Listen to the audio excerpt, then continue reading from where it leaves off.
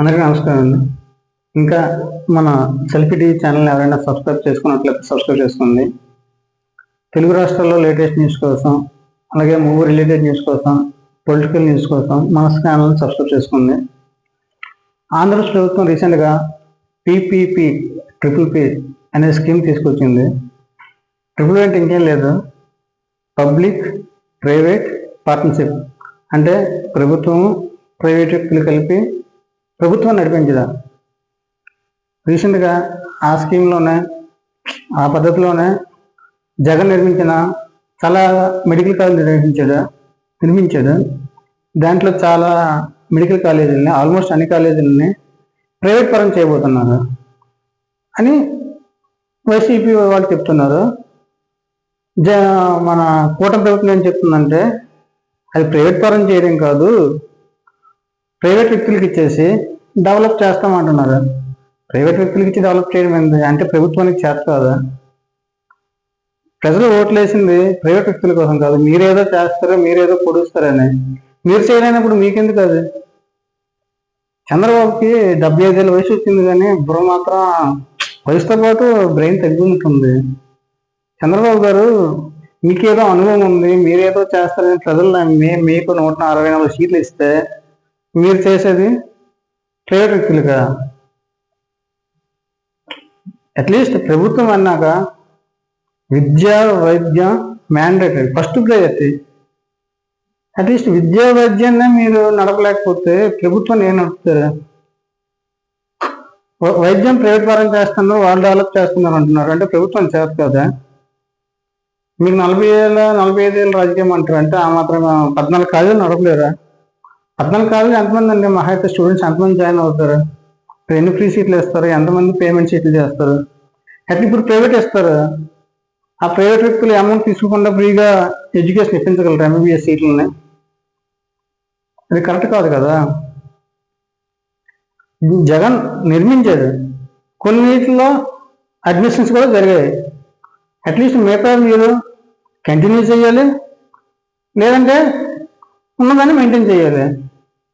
అది కాకుండా మీరు చేయక ఇప్పుడు మీరు చేస్తారనే కదా ప్రజలు ఓట్లు వేసేది. 160 సీట్లు ఇచ్చింది ఓట్లే కాదు కదా, ప్రజలే కదా గెలిపించారు, ఈవీఎం కాదు కదా. అయితే ఇలా వైసీపీకి టీడీపీకి గత 1 month నుంచి వార్ జరుగుతూనే ఉంది. ఈ పీపీపీ విధానం వైసీపీ వాళ్ళు ఏం చేయలేదని వాళ్ళు, వీళ్ళు ప్రైవేట్ పరం చేస్తున్నారని వైసీపీ వాళ్ళు, వీళ్ళిద్దరికీ 1 month నుంచి జరుగుతుంది. అయితే టీడీపీ వాళ్ళు ఏమంటారంటే ఏమీ కట్టలేదు, ఏమీ చేయలేదు అంటారు టీడీపీ వాళ్ళు. వైసీపీ వాళ్ళు ఏమంటారంటే మేము కట్టాము, చాలా మంది చేసాము, చాలా అడ్మిషన్ జరిగాయి రన్నింగ్లోనే అంటారు వాళ్ళు. ఎవరికి వాళ్ళు బిల్డింగ్ దగ్గరికి వెళ్ళి సెల్ఫీలు పెడుతున్నారు. అయితే రీసెంట్గా ఏమైందంటే మా స్పీకర్ ఉన్నాడు కదా, స్పీకర్ రీసెంట్గా పోలీసులను కూడా తిట్టాడు ఆంధ్రాలో. అవన్నీ బూతులు తిట్టకూడదు. అయితే ఆయన జగన్కి వార్నింగ్ ఇచ్చేది. వార్నింగ్ అంటే ఇలాగ ఎక్కడ కట్టాడు, ఎవడు కట్టాడు, దమ్ముంటారు అమ్మను. ఒకసారి ఆ వీడియో కూడా చూద్దాం. ఈయనే మన స్పీకర్, ఆంధ్ర స్పీకర్ అయ్యన్ పోతుడు. ఒకసారి ఆ వీడియో కూడా చూద్దాం.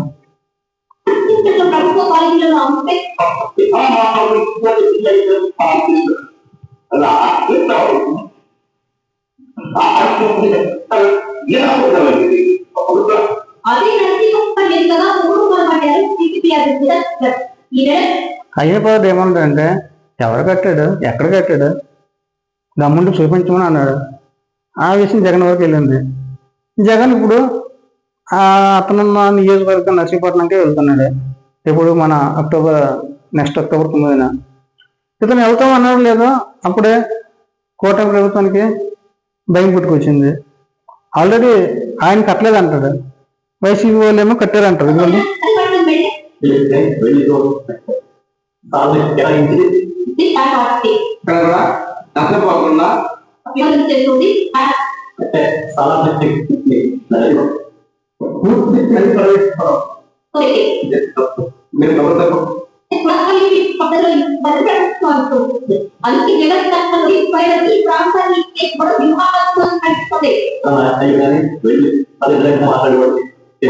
ఒకసారి వస్తే శేఖర్ గారు కానీ ఇతర నాయకులు కానీ అన్ని చూస్తే బిల్డింగ్ తెలుస్తుంది. అందులో కలిసి అదేమి మల్టీప్లెక్స్ వీళ్ళేమంటున్నారంటే వైసీపీ వాళ్ళు ఒకసారి మాతో వస్తే మేము చూపిస్తాము, అది కట్టింది ఏదో లాడ్జీలో లేకపోతే మల్టీప్లెక్స్ కాంప్లెక్స్ కాదు, అది ప్రభుత్వ కాలేజీలు కట్టాము, మీరు ఒకసారి వస్తే చూపిస్తామని వీళ్ళు సవాల్ చేస్తున్నారు. ఆయన పోతుంది ఏమో ఏం కట్టలేదని ఆయన సవాల్ చేస్తాడు. ఆయన పోతే మాట నెలగా రెండో బూతులు తిడతాడు, నచ్చినట్టు మాట్లాడతాడు. ఆయన స్పీకర్ ఎలా అయ్యాడో మనకు తెలియదు, అది వేరే విషయం.